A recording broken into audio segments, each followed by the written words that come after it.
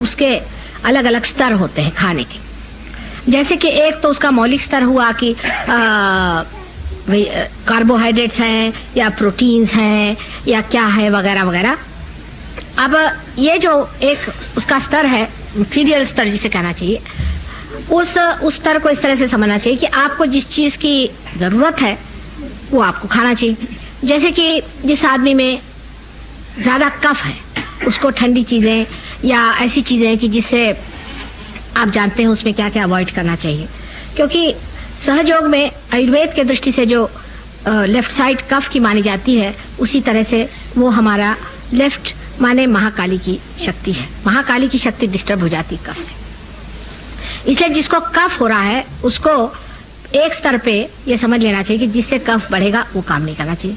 संतुलन सहयोग का नियम है, संतुलन रखना है। अब जिस आदमी में समझ लीजिए कि बड़ा कॉन्स्टिपेटेड रहता है उसको रफेज बहुत लेना चाहिए, आप जानते हैं। पर कोई लोग विशेषकर जो पैरासिम्पैथेटिक नर्वस सिस्टम का ये काम है, बहुत से लोगों को डायरिया की शिकायत हो जा सकती है। उस वक्त उनको घबराना नहीं चाहिए कि हमें डायरिया हो गया, क्योंकि गर्मी बहुत हो रही, जरा खिड़की खोल दीजिए, बहुत गर्मी हो रही बच्चों को।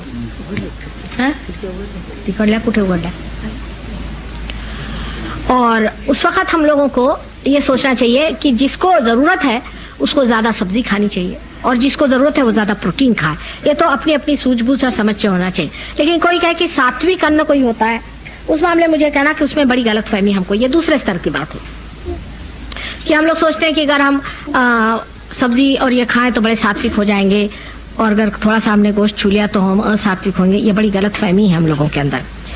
आप जानते हैं कि नानक साहब थे, शिरडी साईनाथ थे, ये सब लोग ये सब गोश्त खाते थे, रामचंद्र जी भी गोश्त खाते थे।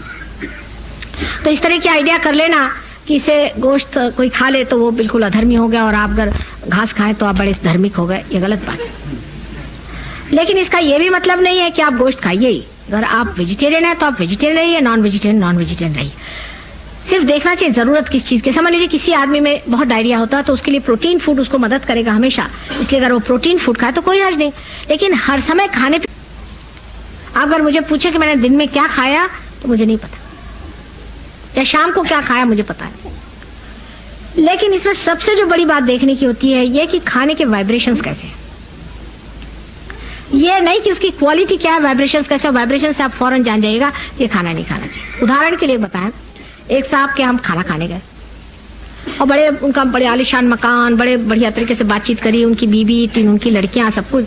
घर में गए तो उसमें तबीयत खराब। मैंने अपने पति से कहा भैया मुझे तो उल्टियां हो रही, चलो यहाँ से। कभी तुम्हारे समझ नहीं आता कि गंदी जगह में भी तुमको उल्टियां नहीं होती और इस जगह में तुमको उल्टियां हो रही। मैंने कहा आप चल दीजिए, आप मैं रह नहीं सकती। बस वो माने नहीं, जा करके मैंने उल्टियां शुरू कर दी। पहले भाई चलो घर, अब इनका तो समझ में नहीं आता उल्टियां खो रहे। घर गए तो उन्होंने पूछा क्या बात थी। मैंने कहा उस घर में कोई बहुत रोया हुआ है, बड़ा दुख है उस घर में। कहले कहाँ का दुख, इतना सुंदर घर तुम्हें कहाँ से क्या लो। मैंने कहा बिल्कुल सही बात है, वो बड़ा दुखी जी है घर, उस घर में बड़ा दुख फैला हुआ है। उसके बाद 8 दिन बाद हमारी लड़की के स्कूल की एक लड़की हमसे मिलने आई, बड़ी बेचारी गरीब सी, उसके कपड़े फटे हुए। मैंने कहा इतने अच्छे स्कूल में ऐसी लड़की कैसे ऐसी रह रही। कहले नहीं मेरी माँ यहाँ टीचर है इसलिए हमें फ्री एजुकेशन मिल रहा है, ऐसे तो हम बहुत गरीब हैं। उसका नाम जो मैंने सुना तो उसका सरनेम और इस आदमी का सरनेम एक था। मैंने कहा तुम उसको जानते हो। कहले हाँ वो तो मेरे पिता। मैं तुम्हारे पिता और क्या। कहले मेरे ग्रैंडफादर का तो घर है, ये बैरिस्टर होने विलायत गए, मेरे नाना से सारा पैसा लिया, सब कुछ लिया और वहां से आए और सब हथिया लिया। मेरे नाना मर गए और इन्होंने हमको सबको घर से निकाल के इस औरत से शादी कर दी। और कहले मेरी माँ रोती ही रही, महीनों रोती रही, इसने सुना नहीं।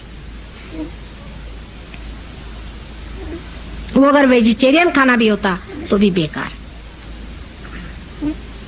तो उसके वाइब्रेशंस देखे जाते हैं, कौन आदमी किस तरह से खाना देता है वो देखना पड़ता है।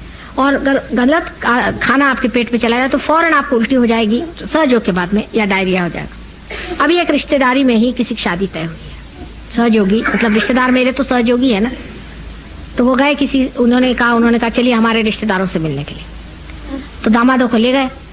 वो दामाद मेरे साथ बेचारे सफर में निकले, सारा रास्ता उनकी हालत खराब, उल्टियां और डायरिया और उल्टियां और डायरिया। फिर मैंने कहा सारे रिश्तेदारों को जूते मारो, ये मोहम्मद साहब ने बताया, तब उनका ठहरा। वाइब्रेशंस कैसे देखना पड़ता है, कौन कैसे मन से आपको खाना देता है। इसमें इतनी बारीक चीज है कि खाने पे ज्यादा सोचने की जरूरत है। वाइब्रेशन ठीक नहीं हो आप खाइए नहीं, पहले उसके वाइब्रेशन देख लेने चाहिए। बहुत करीब जानते हो, कहले हाँ वो तो मेरे पिता, तुम्हारे पिता, और क्या कहले मेरे ग्रैंडफादर का तो घर है, ये बैरिस्टर होने विलायत गए, मेरे नाना से सारा पैसा लिया, सब कुछ लिया, और वहां से आए और सब हथिया लिया, मेरे नाना मर गए और इन्होंने हमको सबको घर से निकाल के इस औरत से शादी कर दी। और कहने मेरी माँ रोती ही रही, महीनों रोती रही, इसने सुना नहीं। वो अगर वेजिटेरियन खाना भी होता तो भी बेकार। तो उसके वाइब्रेशंस देखे जाते हैं, कौन आदमी किस तरह से खाना देता है वो देखना पड़ता है। और अगर गलत खाना आपके पेट में चला जाए तो फौरन आपको उल्टी हो जाएगी सहयोग के बाद में, या डायरिया हो जाएगा। अभी एक रिश्तेदारी में ही किसी की शादी तय हुई है, सहयोगी मतलब रिश्तेदार मेरे तो सहयोगी है ना, तो वो गए किसी, उन्होंने कहा चलिए हमारे रिश्तेदारों से मिलने के लिए। तो दामादों को ले गए, वो दामाद मेरे साथ बेचारे सफर में निकले, सारा रास्ता उनकी हालत खराब, उल्टियां और डायरिया और उल्टियां और डायरिया। फिर मैंने कहा सारे रिश्तेदारों को चूते मारो, ये मोहम्मद साहब ने बताया, तब उनका ठहरा। वाइब्रेशंस कैसे देखना पड़ता है, कौन कैसे मन से आपको खाना देता है। इसमें इतनी बारीक चीज है कि खाने पे ज्यादा सोचने की जरूरत है। वाइब्रेशन ठीक नहीं हो आप खाइए नहीं, पहले उसके वाइब्रेशन देख लेने चाहिए। बाद में आप खुद ही समझ जाएगा कि इसके वाइब्रेशन ठीक नहीं है, ये खाना खाने का किसी तरह से बात टाल दीजिए। जैसे आप किसी भी मंदिर का प्रसाद कभी मत खाइएगा, कभी भी नहीं, कोई भी मंदिर का, क्योंकि वो पैसे बनाने का एक धंधा। आपने खाया और आपका पेट नहीं खराब हुआ, सहयोगियों का तो जो कहिए। इसका मतलब नहीं कि उसमें जो डेटी है वो खराब है, पर उसमें जो बैठे हुए महाराज उस पर कमर्शलाइज कर रहे हैं। जहां भी कमर्शलाइज जरा सा भी हुआ वहां से आत्म तत्व खत्म हो जाता है। किसी भी चीज का कमर्शलाइज हो गया उसमें आप बिल्कुल वहां परमात्मा नहीं रह सकते। एक बिल्कुल जो सत्य है वो सत्य है, वो सत्य ही रहेगा। वो मेरे कहने से या मुझे कोई आपसे इलेक्शन नहीं जीतने का, बदल लेने वाला। अब जैसे एक मंदिर में हम गए थे, वहां के लोग नाराज हो गए क्योंकि मैंने कहा कि भगवान के नाम पर आप उपवास नहीं कर सकते, क्योंकि ये तो अच्छा है। पुजारी बाबा ने कहा कि भाई तू उपवास करना सोमवार को, लेकिन भगवान को लड्डू चढ़ाना तू। तो भगवान कौन है आपको मालूम? भगवान के नाम पर आप उपवास नहीं कर सकते। आप अपने लिए करिए, वो दूसरी बात है, लंघन का। भगवान के नाम पर आप कुछ नहीं कर सकते सिवाय एक चीज के, कुंडलिनी का जागरण। सोशल वर्क कर रहे हैं, कोई मरीजों को संभाल रहे भगवान के नाम पे। अरे कोई भगवान को यही धंधा बचा है? भगवान के नाम पर सिर्फ कुंडलिनी का जागरण होता है और एज अ बाय प्रोडक्ट लोगों की भलाई हो जाती है, वो दूसरी बात है। पर असल में होता है काम सिर्फ कुंडलिनी जागरण का, जो जीवंत कार्य। अगर परमात्मा जीवंत है तो जीवंत ही कार्य करते। वो थोड़ी ना कि हॉस्पिटल के खटिया बना रहे हैं, वहां मरीजों को लाकर लिटा रहे हैं भगवान के नाम पर, और भगवान के नाम पर पैसा इकट्ठा कर रहे हैं, भगवान के नाम पर ये कर रहे हैं। उनका तकिया कलाम हो जाता भगवान के नाम पर। इसलिए खाना भी जो खाइए वो ऐसा खाएं कि जिधर ज्यादा चित्त न जाए। ज्यादा खाने पर हम लोग बहुत विचार करते हैं, तो हिंदुस्तानियों की खास चीज है। किसी से बात करने मेरा तो जी उब जाता है। आज सवेरे मेरा एक लेक्चर मिला मुझे कि मेरा तो यह है कि मैं शहद और ये खाती हूँ। भाई खाते हो तो कौन, आपने बड़ा भारी कमाल कर दिया। मैं तो छाली खा ही नहीं सकती। घर जरा से मैंने मलाई देख ली दूध में तो हो गया मेरे उल्टी हो गई। तो होंगे आप कौन, आप अफलातून। वो तो लोग अपने खाने का वर्णन ऐसा बताते हैं कि जैसे इसी से उनके चार तरफ में आप प्रकाश उसी वजह से फैल रहा है। अरे आप कुछ खाते हो, खाए, क्या उससे मतलब होता है? और जोर जोर से आपस में पूछे भाई क्या खाया आज, सिवाय खाने पीने के और हम कुछ बात नहीं। जैसे यूपी के आदमी होंगे तो उनको जो खाना पसंद होगा वही उनको चाहिए, जो उनके माँ ने बचपन में खिलाया वही जिंदगी भर चाहिए, वो कोई और चीज पसंद नहीं करेंगे। अगर पंजाबी होंगे तो उनको पंजाबी ही खाना चाहिए। उनके ख्याल से पंजाबी जैसा कोई खाना ही नहीं बनाता। मद्रासी होंगे तो पंजाबी क्या खाना बनाते हैं, हम ही खाना बनाते हैं। और उस पर इतना झगड़ा करते हैं हम लोग। एक बार आपको मालूम होगा बंगाल में अकाल पड़ गया था मछलियों का। बंगाली जो है कहते हैं लोग भूखे हैं। कौन कहेगा भूखे हैं? ये सिवाय रोहू मछली के और कोई मछली नहीं खाते, जबकि रोहू उनके यहाँ होती नहीं, सब बाहर से जाती। और जब मछली नहीं मिली तो बेचारे बंबई वालों ने उनके लिए भर करके एक पूरा शिप भेजा, पॉम्फलेट्स वगैरह। तो उन्होंने सब सड़ गया। बंगालियों ने कहा ये हम नहीं खा सकते, पॉम्फलेट नहीं, हम नहीं खा सकते ये गंदी मछली, हम तो वही खाएंगे रोहू, चाहे सड़ा के खा ले।